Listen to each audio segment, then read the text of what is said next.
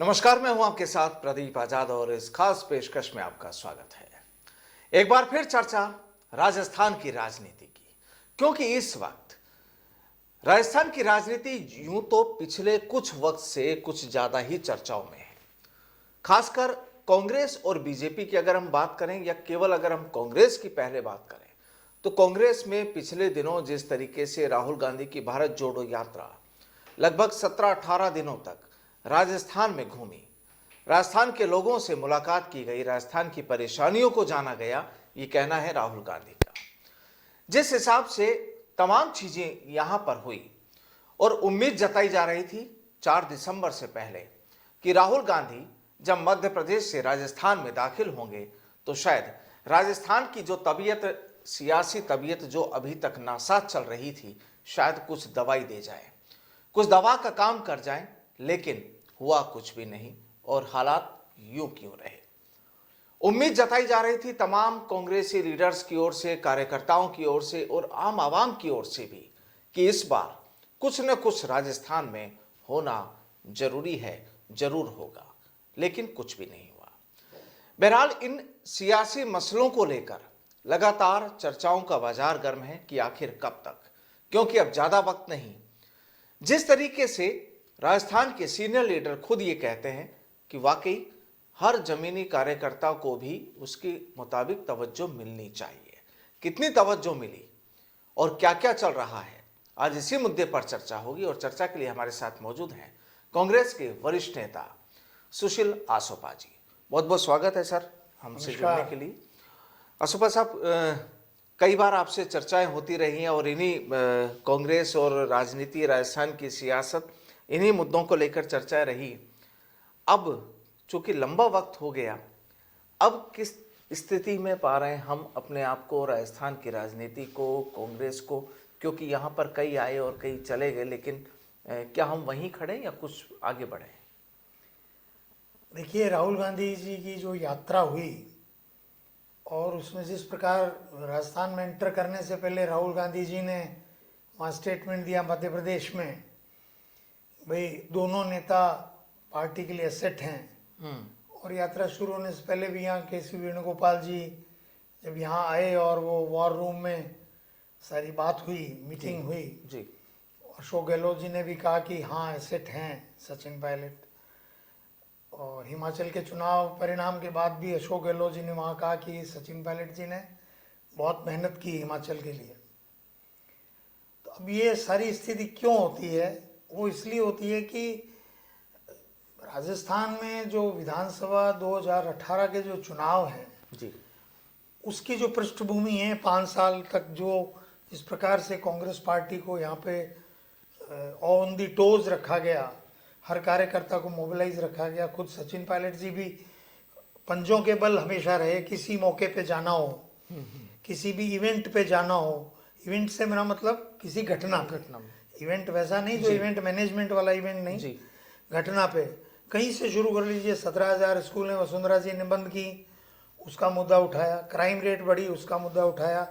4 विधानसभा के उपचुनाव हुए, 3 जीते, उसके लिए उन्होंने अथक मेहनत की और पूरी टीमें बना करके एक ऐसा इस तरह का चाक चौबंद कर दिया कि वो चौथी सीट भी कोटा की 50,000 की लीड पे जो जीती थी वो 25,000 पे आ गई। उसके बाद जो है वो 12 में 2015 के फरवरी में 27 बच्चों की मृत्यु कुपोषण से हो गई थी। वहाँ वसुंधरा राजे की गवर्नमेंट ने दाल, तेल, घी ये सब उनका बंद कर दिया था जी।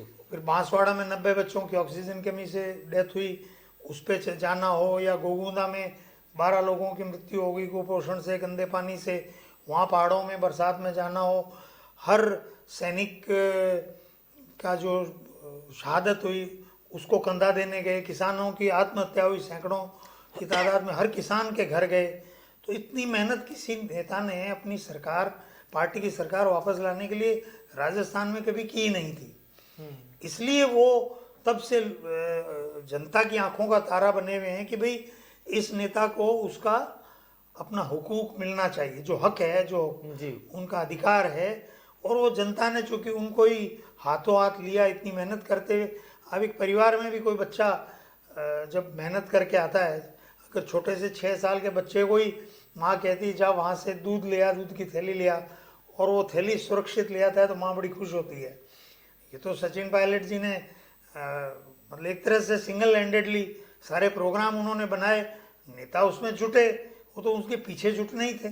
45,000 करोड़ का खान घोटाला, वसुंधरा राजे को यू टर्न लेने पे मजबूर किया, पत्रकारों के विरुद्ध काला कानून लाई वसुंधरा जी, उसको वो यू टर्न लेने पे मजबूर किया। वो उनकी गौरव यात्रा जो थी वो सरकारी खर्चे पे निकाल रही थी, उसको सरकारी खर्चे से यू टर्न लेने पे मजबूर किया। क्या नहीं किया उस नेता ने, इसलिए उनकी आवाज़ बार बार आती है। लेकिन इतना सब कुछ करने के बाद जब हर तबके से जुड़ाव और हर तबके के लिए आप कह रहे हो उन्होंने काम किया, लेकिन उसके बावजूद भी जब कुछ नहीं मिला या यूं कहें कि कुछ मिला था वो खो दिया। देखिए, मिलने और नहीं मिलने का जहाँ तक मैं दो दृष्टि से देखता हूँ इसको। जी, लोकतंत्र में आकांक्षा किसी की नहीं होती, ऐसा तो कभी नहीं होता। सचिन पायलट जी की भी आकांक्षा निश्चित रूप से नेम और फेम की आकांक्षा तो सभी को होती है। अशोक गहलोत जी को भी तो है ना कि मैं तीसरी बार मुख्यमंत्री हूँ, कोई अलग से कोई अलग दाल रोटी थोड़ी मिलती है उसके अंदर, पर एक है कि मैं मुख्यमंत्री, तो उनको भी होगी। लेकिन मैं ऐसा सोचता हूँ कि सचिन पायलट जी एक संतोषी स्वभाव के व्यक्ति हैं। अगर वो उनके कुछ नहीं मिलने से भी कांग्रेस की सरकार रिपीट होती हो तो वो उसमें भी खुश हो सकते हैं, पर दिक्कत ये है कि राजस्थान की जनता उनका पीछा नहीं छोड़ रही। भाई आपके बिना रिपीट नहीं हो सकती। तो आपको लगता है कि वाकई जो जनता का जो मन है, उनका जनता का जो मानना है, और जिस हिसाब से आपने कहा कि जनता ने उन्हें हाथों में लिया, उनकी आंखों के तारा बने, तो अगर यहाँ पर ठीक है, अपेक्षाएं उम्मीदें सबकी होती हैं कि जो आदमी काम करता है उसे उम्मीद होती है कि उसे खिताब दिया जाए, लेकिन अगर खिताब नहीं मिलता, आप ये कह रहे हैं कि फिर भी वो रिपीट के लिए लड़ाई लड़ी रहेंगे, कोशिश करेंगे, तमाम चीज़ें यहाँ पर होंगी। सवाल सीधा सा ये कि अगर यहाँ पर वाकई चुनाव से पहले तक कुछ भी हासिल नहीं हुआ तो क्या मानते हैं कि सरकार रिपीट होगी? मुश्किल है। सचिन पायलट जी अगर कुर्ता ऐसे करके झोली लोगों के आगे फैलाएंगे ना, तब भी लोग वोट देंगे नहीं, क्योंकि वो उनके साथ जो उनका एक तरह से राजनीतिक उत्पीड़न जनता देख रही है पिछले 4 साल से। ये होता नहीं है लोकतंत्र में। मेहनत अगर की है आपने तो उसका प्रतिफल जनता मिलते हुए देखना चाहती है। जनता को खुद कुछ नहीं मिलता है। लोकतंत्र की ये खूबी है, खूबसूरती है कि जो मेहनत करता है उसको इनाम मिलते हुए जनता देख के खुश होना चाहती है, संतुष्ट होना चाहती है। हाँ भाई, ये पार्टी अच्छे तरीके से काम कर रही है, मेहनत करने वाले को प्रतिफल मिलता है यहाँ पे। लेकिन यहाँ पर ऐसा नहीं हुआ। यहाँ जाहिर सी बात है, शायद जनता दुखी हुई है इस हिसाब से। देखिए, ये तो सुस्पष्ट है। आप कहीं भी इतने 25 सितंबर को सोनिया गांधी जी अध्यक्ष थी यहाँ पे, कोई खड़गे जी नहीं थे। सोनिया गांधी जी ने तो खड़गे जी को भेजा था यहाँ पर। बिल्कुल। अब वो खड़गे जी के मन में क्या है नहीं है मुझे कुछ पता नहीं है, मैं जानना भी नहीं चाहता जी। लेकिन यहाँ आला कमान का अपमान हुआ। भाई, 1 लाइन प्रस्ताव जो है उसमें क्या परेशानी है? आला कमान को आप अपनी बात कह सकते हैं कि भैया हमने 1 लाइन कर दिया, बट डोंट डू दिस, ऐसा मत करिएगा। लेकिन 1 लाइन प्रस्ताव की परंपरा ही खत्म हो गई। तो निश्चित रूप से जनता देख नहीं रही है क्या कि भाई जो लोग अपने आला कमान के प्रति ही विश्वास पात्र नहीं है, वो जनता के प्रति क्या विश्वास पात्र हो। यहाँ पर जिस तरीके से जो माहौल बना हुआ है, और जाहिर सी बात है कि उस समय अजय माकन भी यहाँ पर मौजूद थे, खड़गे जी भी वहाँ पर मौजूद थे। ठीक है, खड़गे जी को अपनी कुर्सी यहाँ पर मिल गई, जिसके लिए पहले अशोक गहलोत जी का खुद का भी नाम चला था। ठीक है, वो नहीं बन पाए या उन्होंने इंटरेस्ट नहीं लिया। तो कुल मिलाकर अब जब सब कुछ जानते हैं, खड़गे जी उस चीज़ के गवाह रहे हैं, उसके बाद भी अगर इतने समय से लगभग 3 महीने, 25 सितंबर की बात है ये, अक्टूबर, नवंबर और दिसंबर, लगभग 3 महीने गुजर चुके हैं, तो 90 दिन बाद भी अगर कुछ नहीं होता है, क्या ये माना जाए कि हम ये कहते हैं कि कांग्रेस अनुशासन वाली पार्टी है? क्या वाकई अनुशासन है? इस पर तो मैं क्या टिप्पणी करूं, क्योंकि वो तो अनुशासन की जो मर्यादा सीमा रेखा है वो हर नेता ऊपर से नीचे तक अपनी अपनी ड्रॉ करता है कि वो मैं कहाँ जाके अनुशासन को क्रॉस करता हुआ नजर आऊँगा, क्योंकि सब राजनीति में सेल्फ इंटरेस्ट होते हैं लोगों के। पार्टी के बारे में सोचने वाले तो बहुत कम लोग बचे हैं कांग्रेस पार्टी में, कि भी कांग्रेस की कीमत पे जो है वो नुकसान नहीं होना चाहिए, वो सोचने वाले लोग। मतलब आप कह रहे हैं कि सेल्फिश जो है लीडरशिप वो ज़्यादा हो गई। तो आपको मैं कुछ महीने पहले भी कहा था कि कांग्रेस तो एक सत्ता का एक डब्बा बन चुकी है। यहाँ थोड़ा दे के ज़्यादा लेना चाहते हैं, पर इस डब्बे में बचा नहीं है कुछ ज़्यादा, इसलिए बहुत ज़्यादा दोगे तब थोड़ा मिलेगा। ये कई साल तक लोग जब इसकी प्रैक्टिस करेंगे तब वो डब्बा भरेगा वापस। तो सर जब ये स्थिति हो चुकी है, जब आप खुद कह रहे हैं कि वाकई ये हालात हो चुके हैं, फिर हम कैसे सरकार बनाने की वापस कैसे फिर उम्मीद करें? वो तो देखिए क्या है कि जैसे अब मैं आपको उदाहरण लीजिए, मैं कोई ये तुलना नहीं कर रहा कि सचिन पायलट नरेंद्र मोदी जैसे हैं या नरेंद्र मोदी सचिन पायलट जैसे हैं, लेकिन भारतीय जनता पार्टी का जो ट्रक है या बस है, उसको एक कार्टून बनाओ तो उसके आगे जो है वो नरेंद्र मोदी अकेले हाथी की तरह उसको खींच रहे हैं ना। अभी तो खींच ही रहे हैं, उनकी पर्सनालिटी के बेस पे उनको भाजपा को वोट मिल रहे हैं पैन इंडिया। बिल्कुल। तो सचिन पायलट की एक बार फुल टर्म मुख्यमंत्री बनने तक वो एक मायने में उस तरह की विशाल व्यक्तित्व के धनी बन चुके हैं। एक टर्म जो वो रह जाएंगे तो उसके बाद आप दूसरे नेताओं के समकक्ष जनता मानने लग जाएगी कि भाई ठीक है, अभी अच्छा काम कर रहे हैं तो ये बने रहें, कंटिन्यू करें, जीतें। लेकिन एक बार, क्योंकि मैं पहले भी आपको कह चुका हूँ कि 24 साल की मोनोटोनी झेल रहा है राजस्थान, जिसमें से 14 साल तक अशोक गहलोत साहब हैं, बहुत अच्छे नेता हैं, उससे कोई मतलब नहीं है। और 10 साल वसुंधरा जी वो भी बहुत अच्छी नेत्री हैं, उससे कोई मतलब नहीं है। मतलब ये है कि प्रदीप आज़ाद साहब भी है, जैसे आप फैक्ट इंडिया में हो यहाँ पे, और फैक्ट इंडिया यहाँ चलता रहता है, तो 15 साल बाद आपके जो सेठ जी हैं वही कहेंगे भाई आपको प्रमोट होके किसी और चैनल में जाना चाहिए, रोज रोज ये स्टाफ भी आपसे उब जाएगा। ये एक फिनोमिना है लाइफ का। कपड़े भी बदलते हैं ना अपन रोज, ये सेम मेरे पास जैकेट है तो मैं बदल के आता हूँ ना कभी कभी जैकेट आपके पास। It is life. लोग चेहरों से भी थक जाते हैं। परिवर्तन निश्चित रूप से क्यों नहीं होना चाहिए। और लोकतंत्र में तो परिवर्तन जो है वो शाश्वत सत्य है कि नहीं होगा तो वो पानी सड़ जाएगा तालाब का। तो क्या उम्मीद की जाए? आपको लगता है कि हाँ जो परिवर्तन है राजस्थान में, कुछ लगता है हालात देखते हुए? अब साहब ये तो मैं तो क्या है कि कभी न तो मैं दिल्ली कभी गया हूँ, एक बार गया हूँ माखन साहब से 2 साल पहले मिलने, वो भी 5-7 मिनट मुलाकात हुई उनसे। न तो मैं कभी AICC दफ्तर गया, सेक्रेटरी बना था तो पायलट साहब ने ही मुझे बना दिया मेरे काम को देखते हुए, और यहाँ PCC में काम करता रहा। यहाँ भी कोई लंबा चौड़ा मेरे को, क्योंकि इस पार्टी का जो मॉडल्स ऑपरेंडी है वो अंदर से इतना ज़्यादा नेगेटिवली चार्ज्ड है कि इसको बहुत हाई पॉजिटिव एनर्जी देने की ज़रूरत है। ये पार्टी का मैकेनिज्म जो है वो यहाँ आप समझिए, लोग आपस में जब बैठते हैं तो चुगली, चापलूसी, झूठ, पीछे से आलोचना, दिन भर गप्पे मारना, चाय पीना, कोई विचारधारा पे बात करने का कोई सवाल नहीं, कोई संगठन को मजबूत करने के बारे में कि कहीं कोई संपर्क नहीं, एक फॉर्मेलिटी कर रहे हैं सब लोग। इसीलिए मैंने आपको कहा ये सत्ता का डब्बा काफ़ी खाली हो चुका है, इसमें डल कम रहा है। इसलिए वो जो दिल्ली चला रहे हैं उनके अगर समझ में आ रहा है तो इस डब्बे को भरने के लिए ऐसे लोगों का चुनाव करेंगे, चयन करेंगे जिनके व्यक्तित्व के कारण। लेकिन सर कांग्रेसी लीडर तो ये कह रहे हैं कि हमने हिमाचल भी जीत लिया, हम तो और मजबूत हो रहे हैं।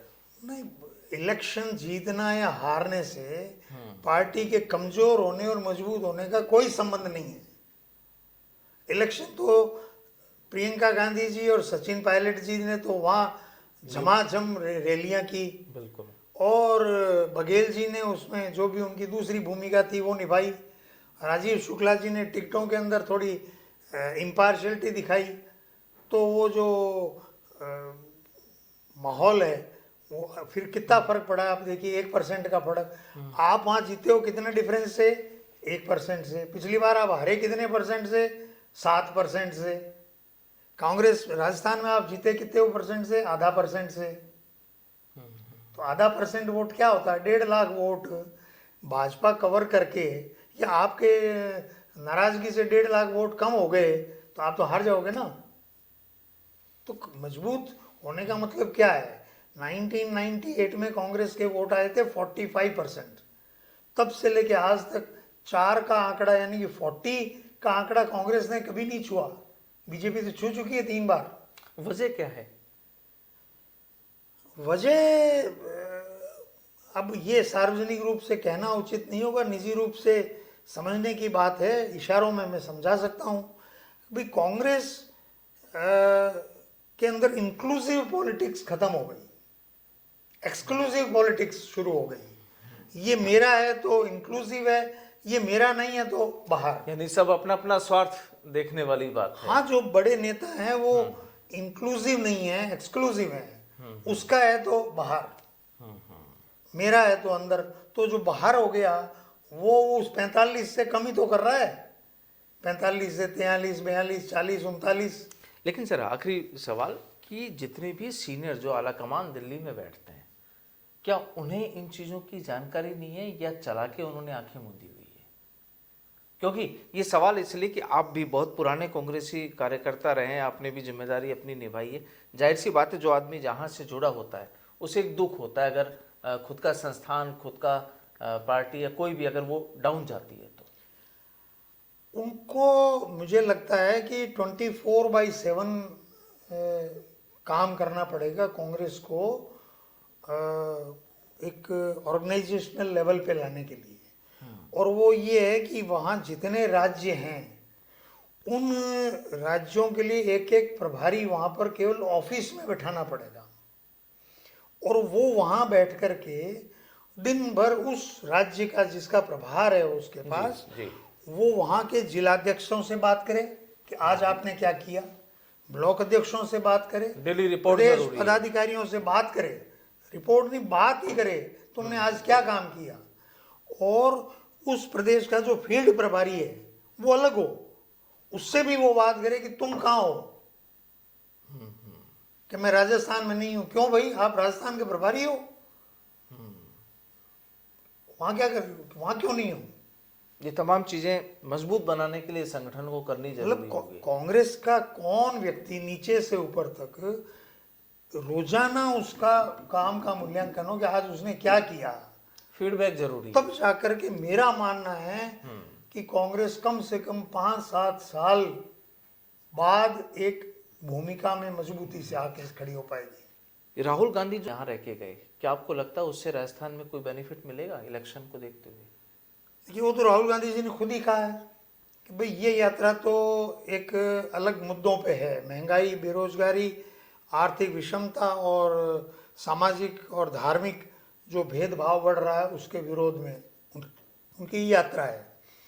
लेकिन उससे पार्टी को अगर लाभ होता है तो हो अच्छी बात है।